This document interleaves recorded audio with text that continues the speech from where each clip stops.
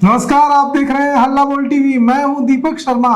गया से बड़ी खबर आ रही है। गया में केंद्रीय मंत्री, भारत सरकार के कैबिनेट मंत्री जीतन राम मांझी पर हमला हुआ है। इतना हमला जोरदार हुआ है, खतरनाक हुआ है कि उनके बॉडीगार्ड घायल हो गए हैं। कि गया में केंद्रीय मंत्री जीतन राम मांझी पर हमला हुआ है, पत्थर चलाए गए हैं, उनका बॉडीगार्ड बुरी तरह घायल हो गया है।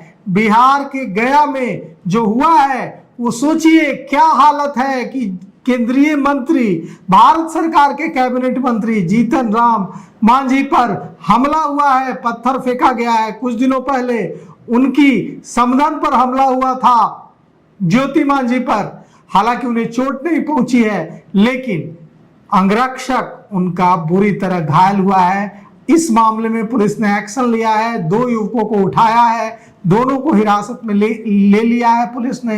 दोनों से पूछताछ की जा रही है। बॉडीगार्ड जीतन राम मांझी का घायल है। गया जिले में जीतन राम मांझी पर एक कार्यक्रम के दौरान अचानक पत्थर चलने लगे। पत्थर, ये तो शुक्र है कि पत्थर जीतन राम मांझी को नहीं लगा, लेकिन उनके जो तैनात वहां अंगरक्षक थे, बॉडीगार्ड थे, उनको लगी है चोट, पत्थर लगे हैं और अफरा तफरी वहां मच गई।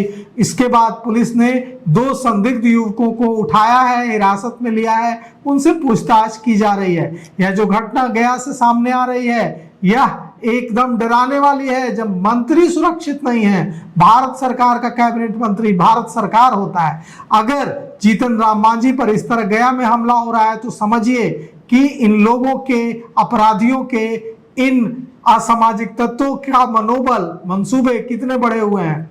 घटना उस वक्त हुई है जब जीतन राम मांझी मंच से संबोधित करने के लिए लोगों को खड़े हुए। यही बात शुक्र मनाइए कि पत्थर सीधे जीतन राम मांझी को नहीं लगा, नहीं तो पता नहीं क्या होता। उनके पीछे जो तैनात थे बॉडीगार्ड, उनको पत्थर जा लगा, चोट आई है। यह गया जिले के खिजरसराय प्रखंड के सिसवर गांव का मामला है। सिसवर गांव, खिजरसराय के सिसवर गांव के सेंट थॉमस इंग्लिश स्कूल परिसर में एक विशेष कार्यक्रम चल रहा था। इसमें जीतन राम मांझी चीफ गेस्ट के तौर पर आमंत्रित थे। वे वहां मंच पर पहुंचे, उनका सम्मान किया गया।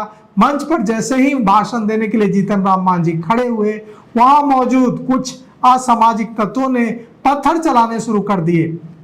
पत्थर मंच की ओर आया। मंत्री जीतन राम मांझी बाल बाल बच गए, कोई नुकसान उन्हें तो नहीं पहुंचा, लेकिन पत्थर उनके बॉडीगार्ड को लग गया, जिससे उसे चोट आई है। इसके बाद पत्थरबाजी से वहां अफरा तफरी मच गई।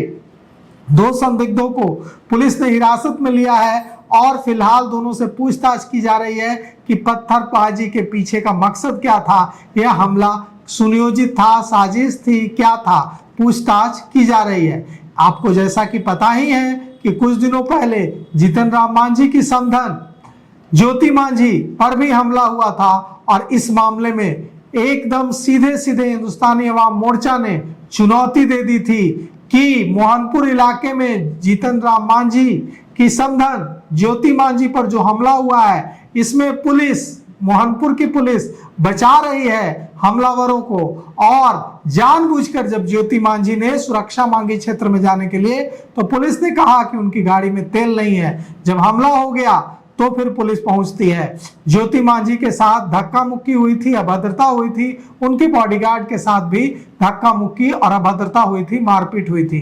विधायक ज्योति मांझी पर इस हमले के बाद हिंदुस्तानी अवाम मोर्चा के नेताओं ने, सबने, संतोष सुमन तक ने, जीतन राम मांझी के जो बेटे हैं, भारत सरकार के कैबिनेट मंत्री जीतन राम मांझी के बेटे, बिहार सरकार में मंत्री संतोष सुमन ने एकदम चेतावनी दी थी, जीतन राम मांझी ने चेतावनी दी थी कि अगर गिरफ्तारी नहीं होती हमलावरों की तो हम सड़क पर उतरकर आंदोलन करेंगे और सरकार के खिलाफ, यानी अपनी ही एनडीए सरकार के खिलाफ आंदोलन की धमकी दी थी। इसके बाद आरोपियों की गिरफ्तारी हुई थी।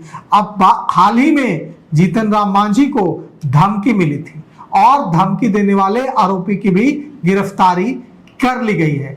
गया के एसएसपी ने इस बारे में बताया था कि धमकी देने वाले की गिरफ्तारी हुई थी। तो कुल मिलाकर के अब देखिए इस मामले में क्या कुछ होता है।